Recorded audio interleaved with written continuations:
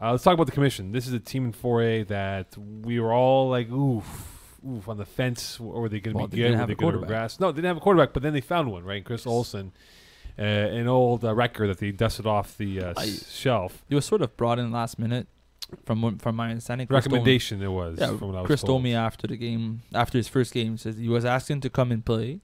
Nobody told him he was going to play quarterback before the game, like 15 minutes before. He's like, "Oh, so you're playing quarterback today?" He's like, "Oh, okay, right." But do you trust him though? As a quarterback, yes, he has a good team around him. But do you trust him in the big games though? I don't see why not. Like, he's been playing well so far. Chris is the kind of quarterback that when he gets hot, he's playing really well. So he's on a good streak, and it should continue. But the other way is true. If he hits like a cold patch, he struggles to find his rhythm again, and you could have a few bad weeks back to back. Well, like he's at 66% passing. It's pretty good. 12 TDs, 4 INTs. So far to date, if you were to project it over over a 10-game span, he would probably be somewhere in the high 30s, low 40s for touchdowns. Somewhere again around the 10 to 12 INT range, and the yards per game actually is pretty impressive. In 3 games, he has almost 500 yards passing in 3 games. It's not bad. So I mean, you can project that into what, like 180, 170, 180, whatever it is, right? But the thing is, though, can he continue this seam of victories and success? Because look, against Niners, where I thought it really turned for them, where they were down 6-0, and it looked like it was going to unravel, and they would lose by 45 million points. They ended up winning by 12 points. Every game that they played, and even to an extent, the commission will say there's a little bit of luck on their side. Mutation, Niners included, that they had to come from behind to win those football games.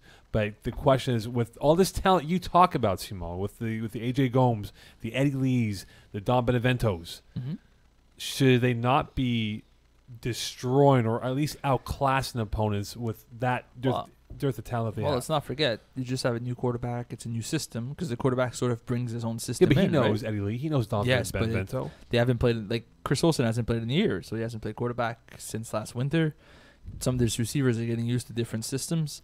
There's more than 3 guys on the team too. Like, it's not just a 2-man team. So you're trying to learn, build chemistry with these new receivers, these new guys, as you're playing and trying to win games. So it's not always easy.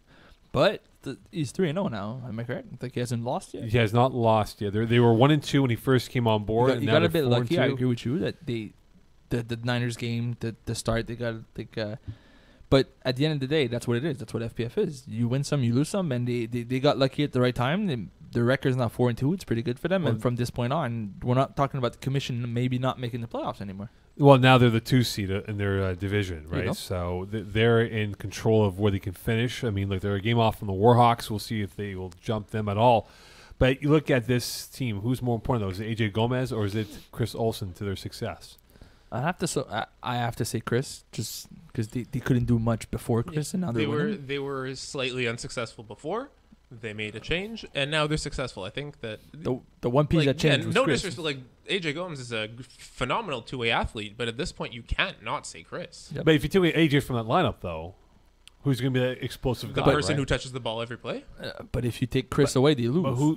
But hold on. Yeah, AJ's been explosive, but it doesn't always result. But are you going to trust A. Lee over AJ Gomez to be your guy? What's your point? They weren't winning without Chris. Now they are with Chris, and AJ has been there the whole time. So by that logic, it's a simple solution that Chris is the reason why they're winning.